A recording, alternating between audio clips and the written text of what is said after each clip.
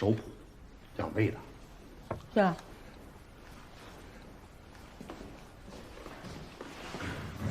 侯桂平的尸检报告有进展吗？有一个人手上肯定有。谁啊？陈明章。我在下面了解了一下，当年平康县所有的尸检报告，都出自陈明章之手。找他来聊一聊。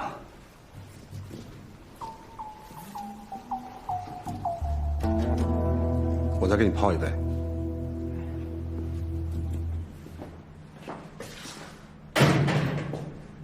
聊得怎么样？整个江南市我都找遍了，类似的有很多，但是一模一样的没有。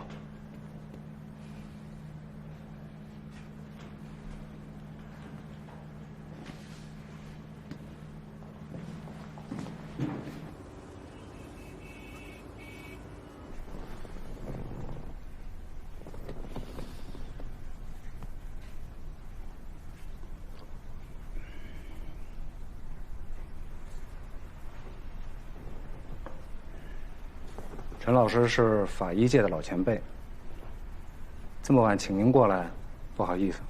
别叫我老师，我早就退出法医界了。张超地铁抛尸案，您大概听说过？在电视上看了一点。什么看法？我跟张超不熟，只是点头之交，谈不上什么看法。我们顺着线索摸下去，发现要破获地铁抛尸案，就绕不开侯桂平案。陈老师。当年您在平康县公安局任法医，对侯桂平案还有印象吧？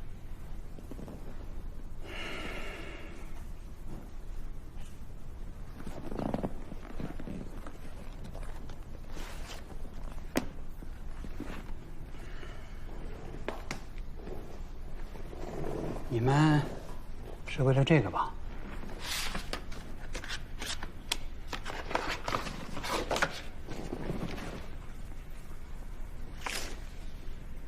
这份尸检报告太珍贵了，你们要感谢2个人。谁？江阳和朱伟。哎，陈马姨，他不喝酒。我能喝。你当然得喝一点。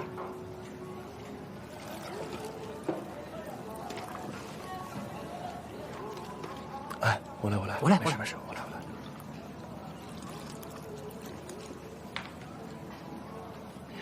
先喝一杯，娘还近。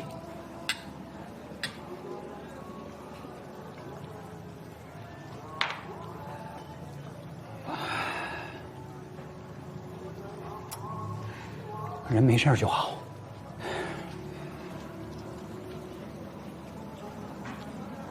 其实我还有一事儿没说。大概2周前吧，我办公室玻璃被人给砸了，我跑出去追也没追上。你怎么不早说啊？这不是怕你担心吗？看清人脸了吗？没有啊，天太黑了，出去的时候人已经不见了。紧接着，我接了一电话，电话那头说，要是想死的话，就继续查案。这次是给你刹车动了手脚，下次要是给你放个炸弹怎么办呀？我是人民检察官，他们根本就不敢把我怎么样。今天要是有辆大车从你右边冲过来，我今天还能见着你吗？我错了。别生气了，我保证，以后要是有类似的事儿，我一定第一个告诉你，行不行？不生气了。还是要多加小心。啊，对了，现在立案了吗？还没呢。哎呀，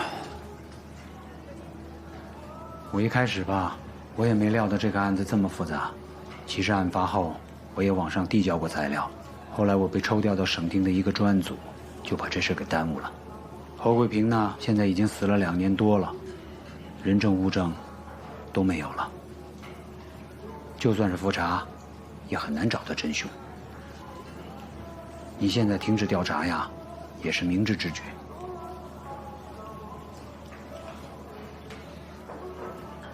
这是你当初买尸检报告的钱，我还给你。不行，这我不能要。拿着。真不能要，你收起来，收起来。好，咱们不争了。我就是跟你开了个玩笑。我当时就是想看你够不够坚定。哦，对了，我今天还约了个朋友来。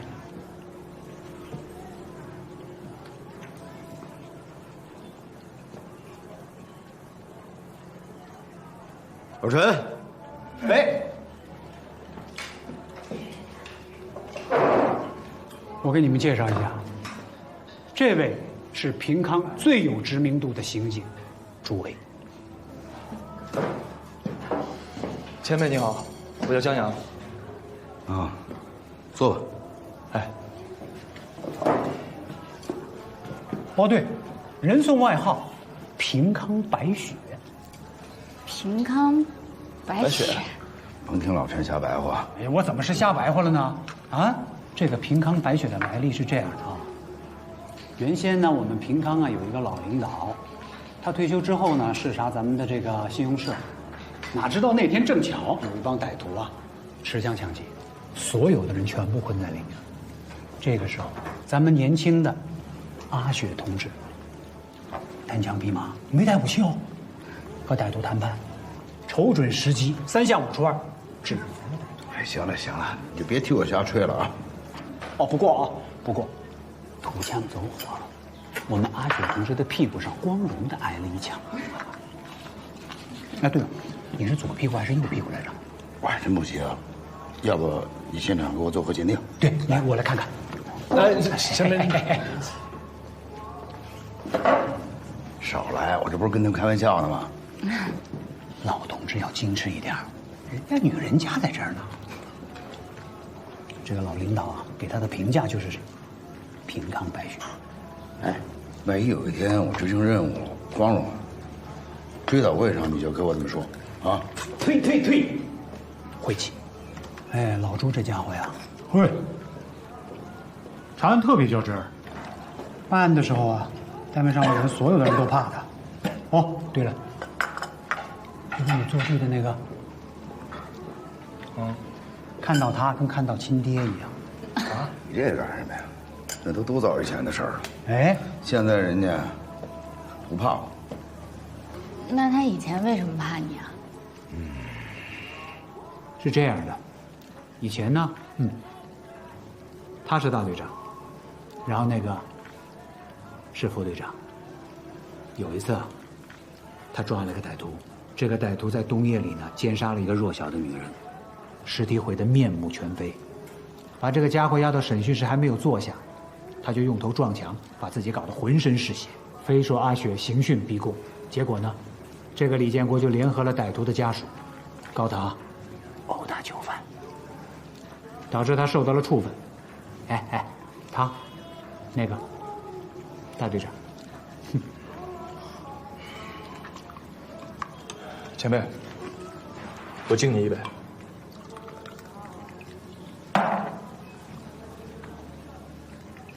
站着喝不算。啊。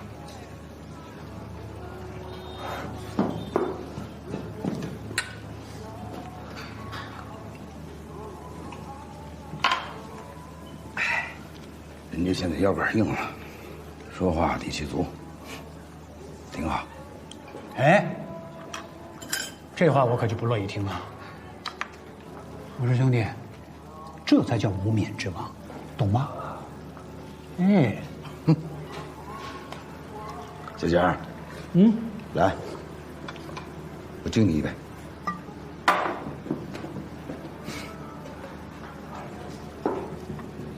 听说了你这几个月的奔忙和努力，政法系统有你这样一位优秀的青年，算是件幸事。来，我先干为敬。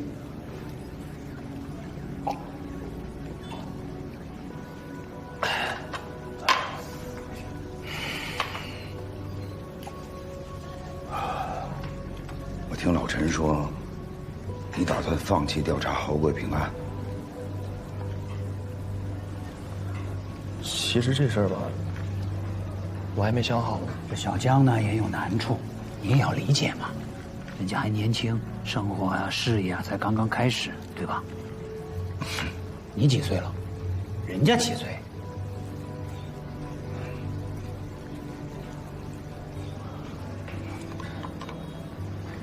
朱大哥，你刚才想说什么呀？侯贵平是被冤枉的。好了，别说了。今天到此为止。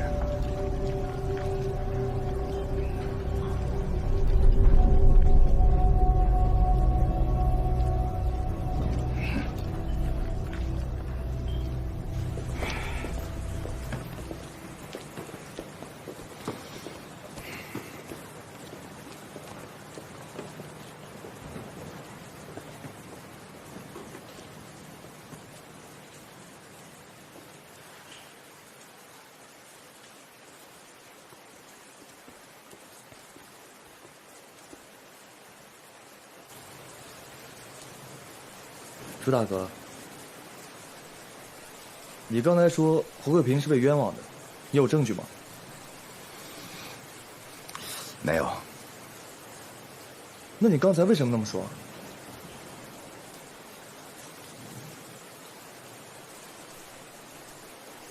几个月前，我接到了一个匿名电话。你好，是朱伟队长吗？我想报案，关于侯贵平的死，他是被冤枉的。我说他是被冤枉的。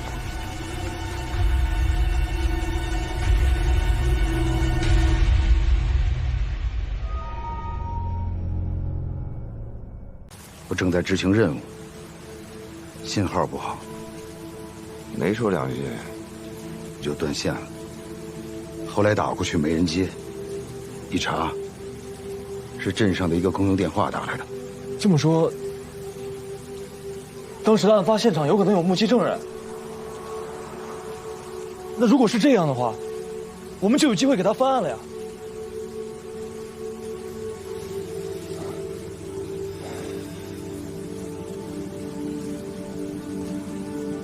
我决定了，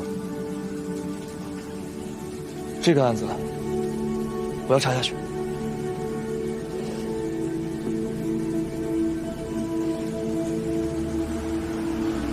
好样的，算我一个。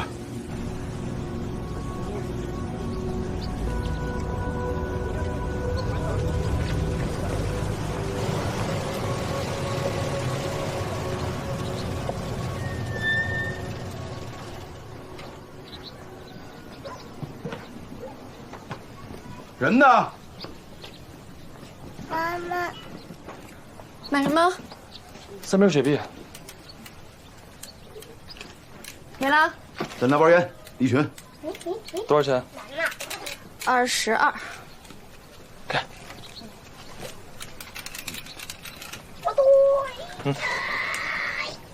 屋里住。没事，随便问你点话，进来吧。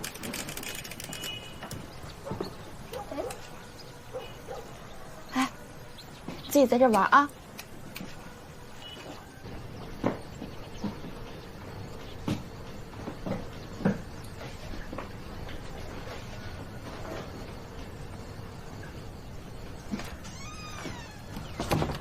坐吧。你就是丁春梅。啊。外面那孩子是你的。嗯。你娘然死这几年没再结婚吧？那你和谁生的？是你生的吗？哎，说话，这孩子该不会是从贩子手里买的吧？不是买的。不是。乡里宣传禁止买卖儿童好多遍了，你这可是知法犯法。是我朋友的孩子，让我帮他看一阵子。朋友？哪个朋友？叫什么？住哪儿？哎，你朋友的孩子怎么管你叫妈呀？丁春梅，我告诉你啊，这孩子要是拐来的，你可是要坐牢的。哎，不是拐来的，真是我朋友的孩子。这样吧，你把你那个朋友叫来。对，打电话叫过来，核实一下。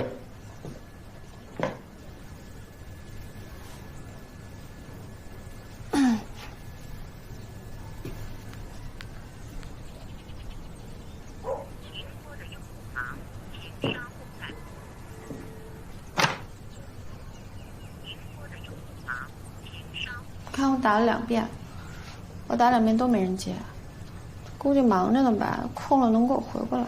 行，我们相信你。你别紧张啊，放轻松，坐，坐。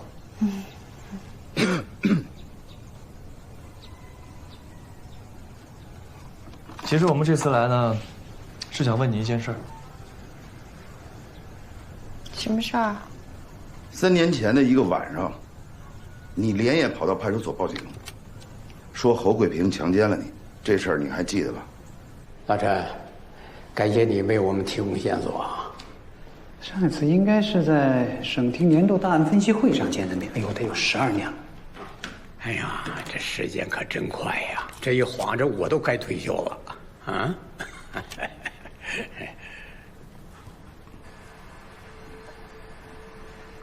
那天晚上你为什么要跑到侯桂平的教师宿舍？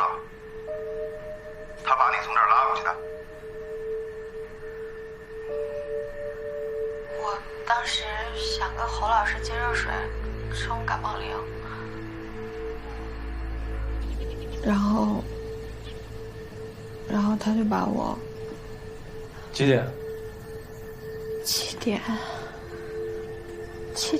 我记不太清楚了，应该是8点多钟吧。你干嘛要到学生宿舍去接热水啊？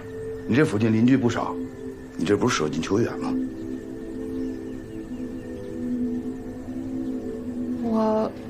我跟邻居们的关系都不太好，他们表面上对我挺客气的，但是私下里怎么说我心里都知道。他们说我是扫把星，说我身上有恶鬼。我平时不跟他们打交道。苗高乡中学都在我这儿买粮食，然后我每隔一段时间都要给他们送点大米啊、油盐酱醋什么的。见过侯老师几次，毕竟是城里人嘛，人家有文化，然后也文质彬彬的。所以，一个文质彬彬的人，在你去接热水的时候，把你强行拉进了宿舍，实施强暴。也没有强行拖进宿舍，他喝了点酒，然后马老师就住在他隔壁，那天晚上，他就没听到什么动静吗？我吓得一声都没敢出。春妹儿，你打电话什么事儿啊？是谁呀？岳军。屋外那孩子是你的。你他妈谁呀？警察。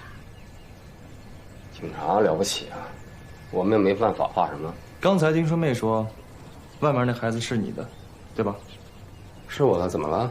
你结婚了吗？哪来的孩子？我捡的。我捡的不犯法吧？你给我也捡一个。真的是我捡的，别人把这孩子放我家门口了，我不给他口饭吃，他就饿死了。而且这孩子在民政局也登过记。登记过不一定就合法，有群众举报你拐卖儿童。来，跟我去车上，好好交代清楚。你干嘛？不干嘛，放松点，出去说。走。没事，就聊聊。坐吧。丁春妹，我现在问你的话，你都要老实回答。这儿有录音笔，还有记录员，都会一五一十的记录下来。明白了吗？明白了吗？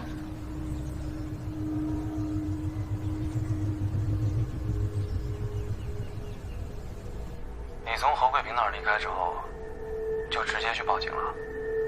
是。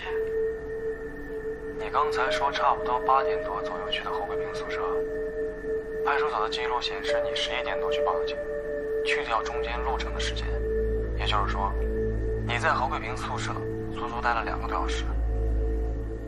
差不多。中间一次都没有呼救过？没有。也没有任何人来找侯桂平？没有。那你认为侯桂平的死，是因为这件事儿，所以他才畏罪自杀的吗？我不知道。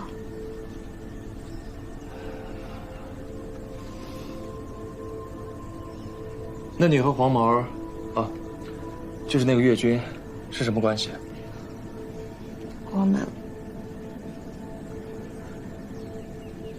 我们说实话。他有时候会在我这儿过夜。什么时候开始的？3年前吧。那就是说，在侯桂平死之前，你们俩已经是这样的关系了。对。丁春梅，我跟你说实话吧，这个案子我们已经查清楚了，侯桂平不是自杀，是被人谋害的。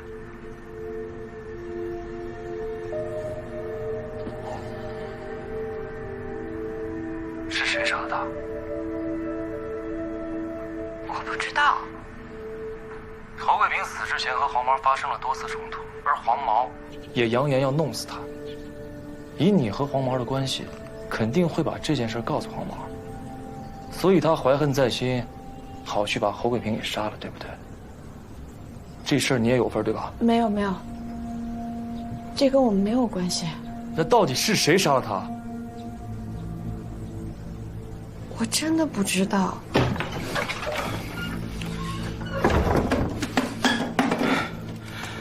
问他怎么样了？丁春梅。黄毛可比你聪明多了。刚才在车里，他跟我交代了一些对你不利的事情。说实话，侯桂平有没有强奸你？别装了。不知道。你别装。黄毛说你报了假警，他全招了。你也别想着掖掖藏藏的隐瞒什么。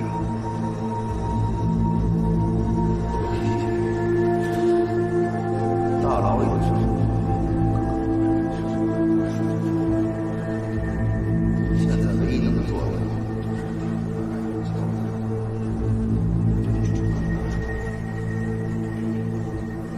我就知道他靠不住，就知道黄毛靠不住。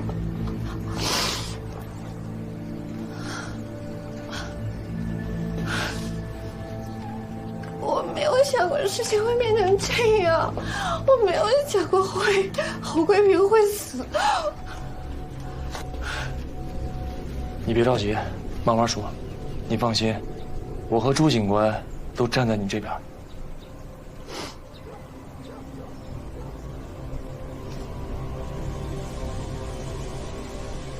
案发之前，黄毛来找我，他说：“给你1万块钱跟人睡一觉，行不行？”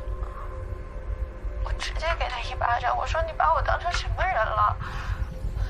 可是他跟我说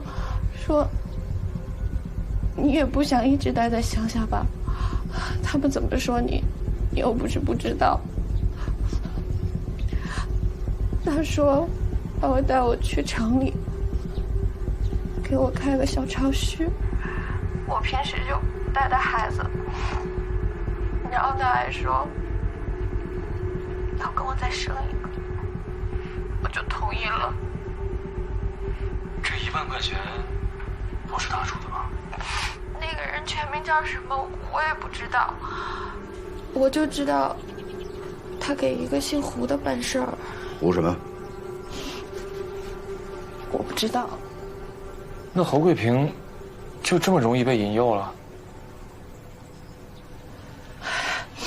你们问月军吧，他在酒里下了药了。那黄毛有没有让你留好什么证据之类的？他跟我说事后让我用毛巾擦一点侯桂平的精液带给他，然后他嘱咐我1个小时之后去派出所报警，说侯桂平强奸了我。所以说，在侯桂平宿舍里发现的女性内裤上的精液，是后来才抹上去的，对吧？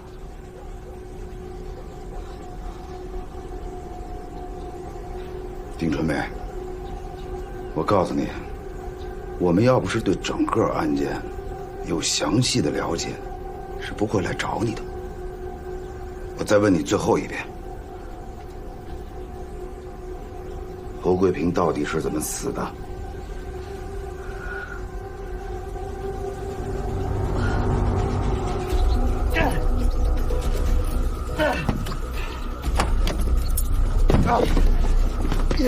你一个女人家所做的这一切，一定是背后有人指使。你别怕，只要你配合我们工作，我保证，没有人能够动你1根手指头。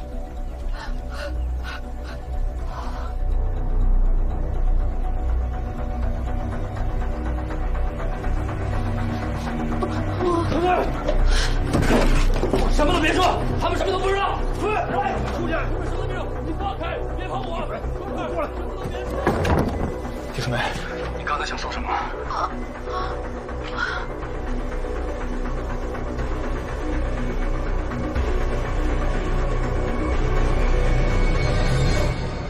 没什么。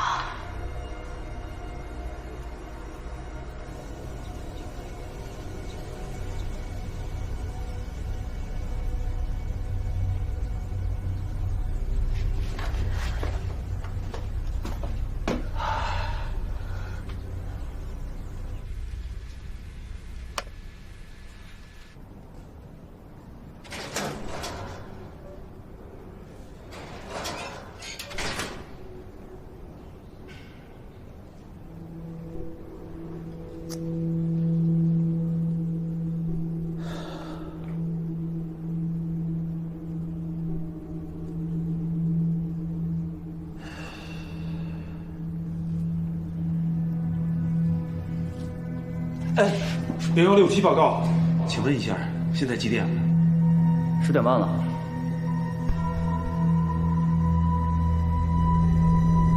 陈老师，侯桂平案子的尸检是您亲自给做的，您对这个案子怎么看呀？哎呀，云里雾里，虚虚实实，真真假假。怎么讲？表面上看，丁春梅当时提供的裤衩上的精液确实是侯桂平的，那确实也存在侯桂平在丁春梅体内射精的证据。但是，这些证据并不能证明什么。即使是体内射精，也有可能是强迫的，或者是伪造的。就这个案件呢，有2个关键点：第一，侯桂平到底是生前溺死，还是死后抛尸？第二，他的死亡时间。如果是畏罪跳水自杀，那么他的口鼻周围会形成大量的泡沫，肺腔会产生水性肺气肿，胃部会有大量的积液。但是这些呢，侯桂平都不符合。通过对消化道的解剖，死亡时间应该是进食后1个小时内。1个小时内？对。按照走访的信息来看，有人看见黄毛晚上8点左右提着吃的和喝的去了侯桂平的宿舍。8点20左右，2人发生争执，黄毛离开。8点30左右，丁春梅要冲感冒灵，发现家里没有热水，提着暖瓶走了15分钟的路程，去问侯桂平借热水。据他说，他在侯桂平那儿喝了一会儿酒，突然感觉头晕，侯桂平趁着酒劲儿对他实施了强奸。他10点半左右呢离开了侯桂平的宿舍，回家收拾了一下。11点30左右，去乡派出所报的案。乡派出所11点50出的警，等赶到的时候，人已经不见了。第二天，村民在水库发现了他的尸体。那侯桂平胃里的食物跟现场发现的食物能匹配得上吗？一模一样。丁春妹的口供时间点上有点问题。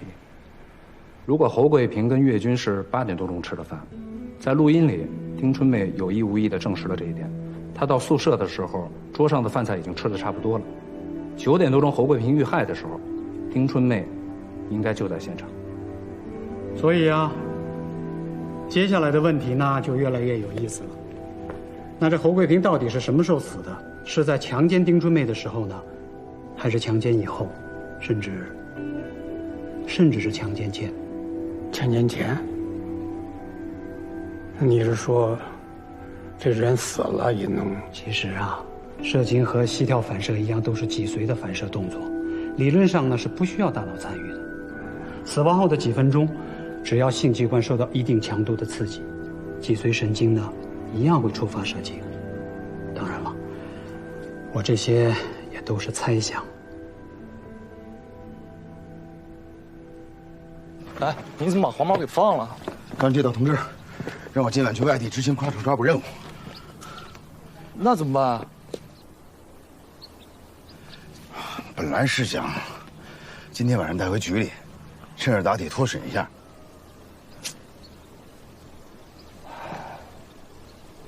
你是检察官，你又办不了公安的手续。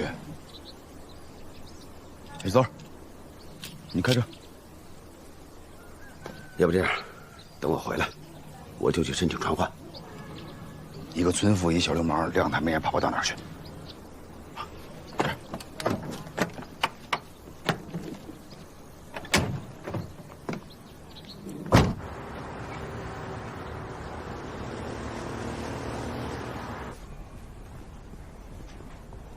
你还记得案发现场客厅墙上的老年扶手吗？记得。你再跑一趟，把尺寸量好，多拍些照片，跟上回一样，看能不能买着一模一样的。好，那我这就去。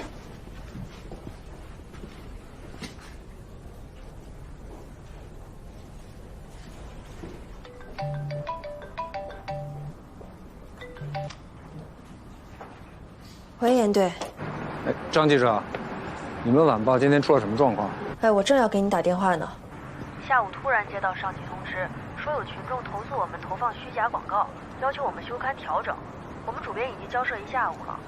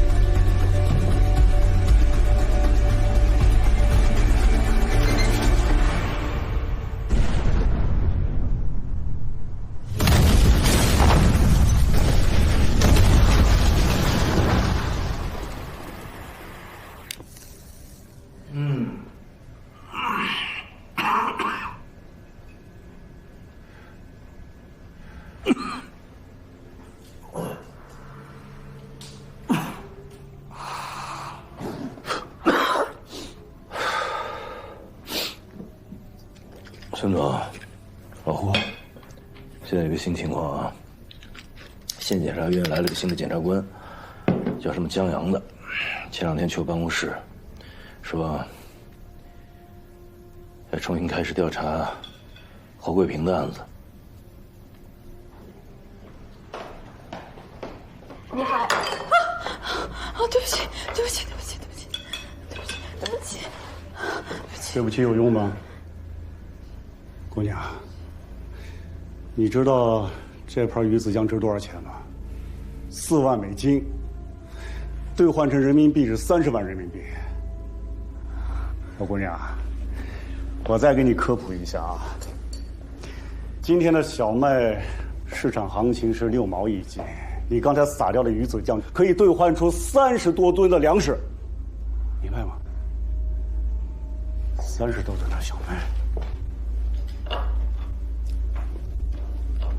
没吃过吧？你也尝尝，啊，尝一尝，尝一尝。小郭，一点鱼子酱至于吗？撒撒。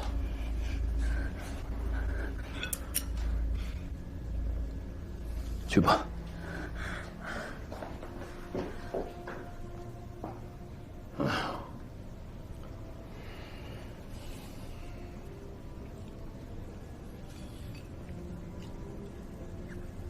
刚才那个叫江什么？江阳。连队，突发情况。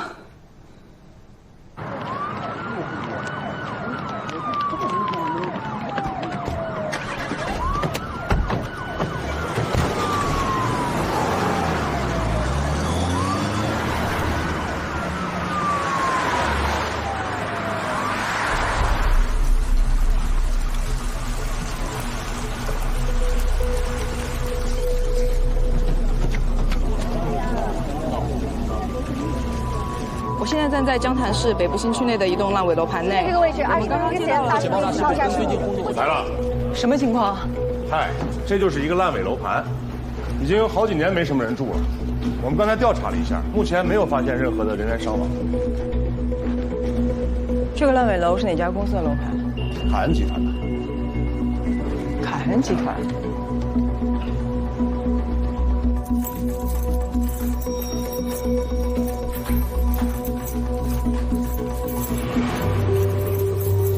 站长，提车。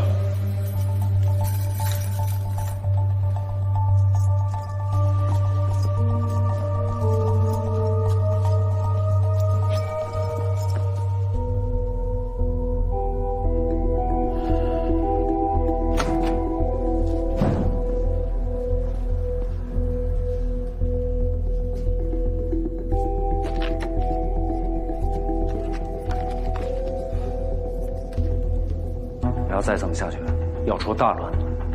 如果伤及到无辜群众，你们负得了这个责吗？你们，严警官所说的这个你们，是指谁呢？我现在人在看守所，1天24小时，吃喝拉撒睡都有人盯着。你觉得我会怎么样去伤害无辜群众？你又让我负起什么样的责任呢？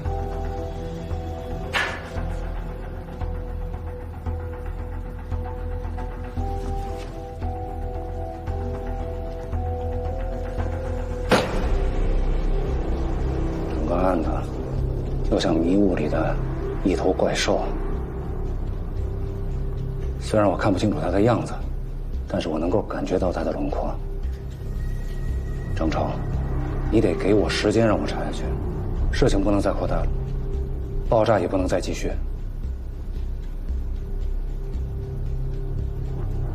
有些事情不是我能控制得了的。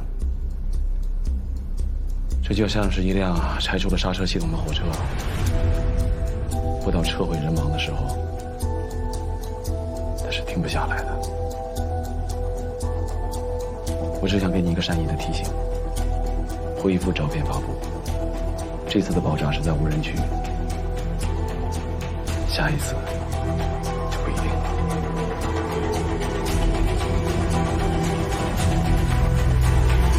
昨晚，在江潭市北部临江区内的一处商业楼盘内发生了一起爆炸事故。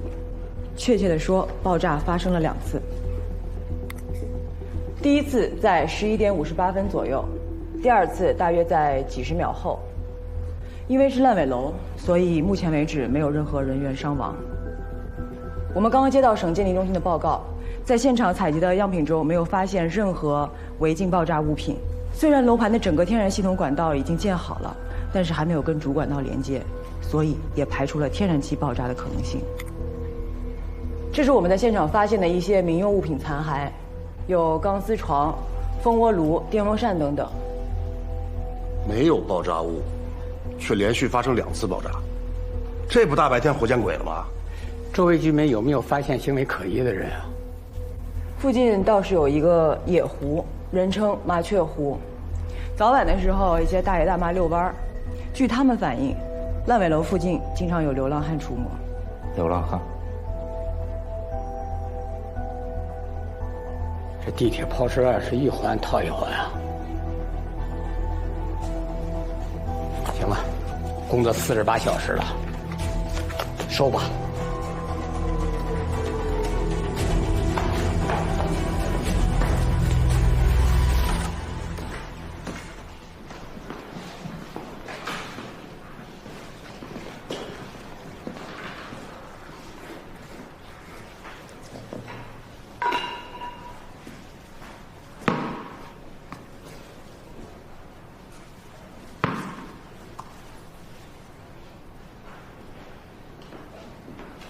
你也早点歇歇吧。不行，还得去趟爆炸现场，老觉得有什么地方不对劲儿。走。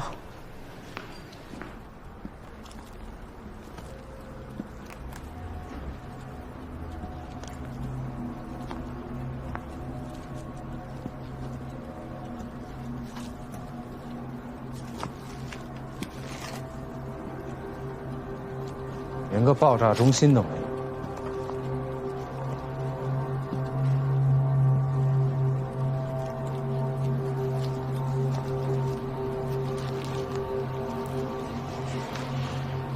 晚上你要是回到这儿，你会干什么呢？当然得先吃饭啊。吃什么？以前住大院的时候，家家都用这种蜂窝炉。我爸经常拿这个给我们炖菜、下面条啥的。不过这种蜂窝炉不太安全，如果通风不好的话，很容易造成煤气中毒。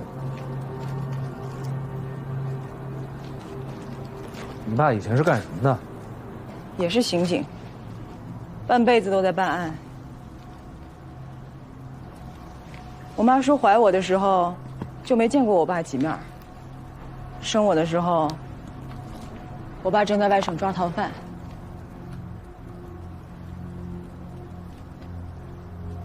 我12岁那年，他在外地执行任务，被击中了大腿股动脉，送到当地小医院抢救。医院只有一个手术室，同时送去的还有一个小女孩。车祸，我爸就把救命的机会让给他了。那段时间挺难熬的吧？一开始特别不理解。我总觉得他在逞英雄。他在手术室外到底有没有想过我们娘俩？直到我自己也当上了刑警。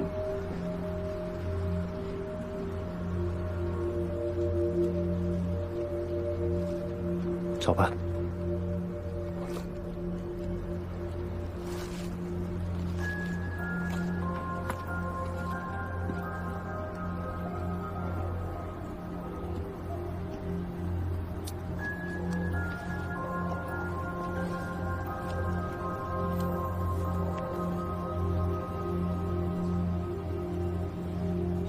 那个小女孩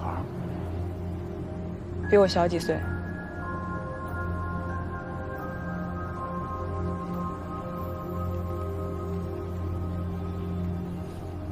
别抽了，抽上了停不下来。过2年你还得生小孩呢。还生小孩？就咱这工作强度，我妈给我介绍了一堆相亲对象，我都还没时间见呢。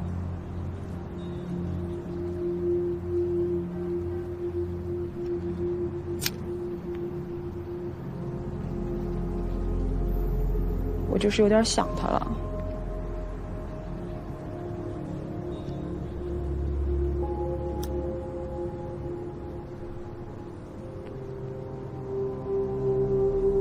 他身上就这个味儿。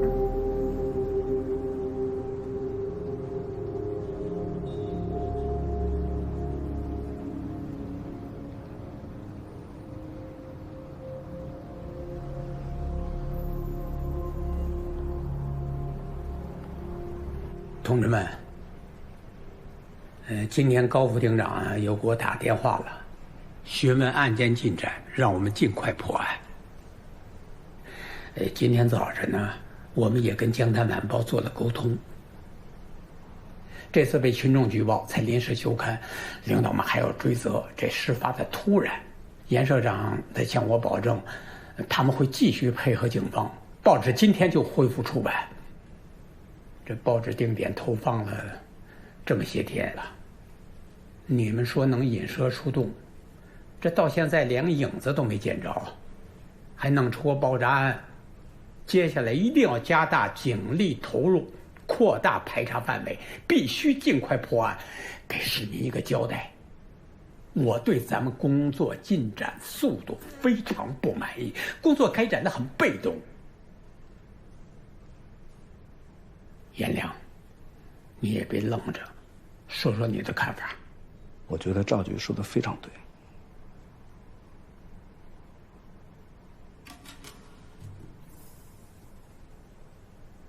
完了，完了。哎，你站起来，啊，你说说下一步的侦查方向。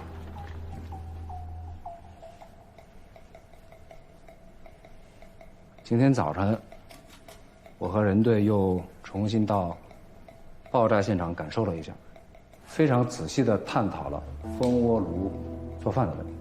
无非就是做个稀饭、下个面条什么的。从第一封匿名信到现在已经是第9天了。我掐指一算，还剩15天，大家努力，加油，马上就要真相大白了。不是你严肃点儿，啊，你说说下一步的计划安排。要下棋呢，肯定是要先摆好棋子。我看这步棋已经摆得差不多了。咱们以前破案用的是线性思维，这回要换一个新的思路。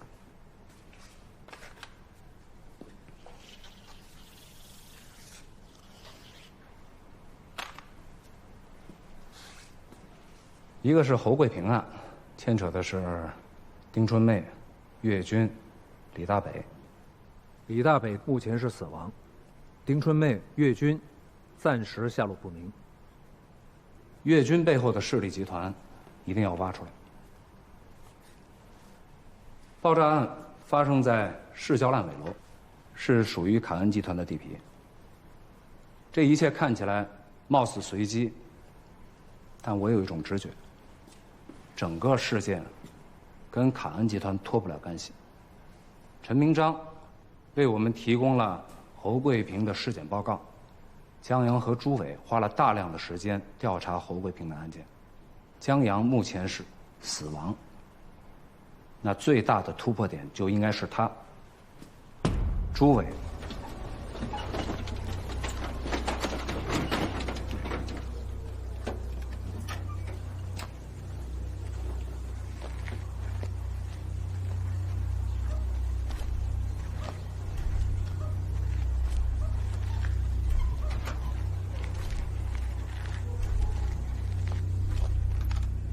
哎，来了，你小子可真有福气。老杨啊，昨天才走，他家里老婆中风了，辞职不干了。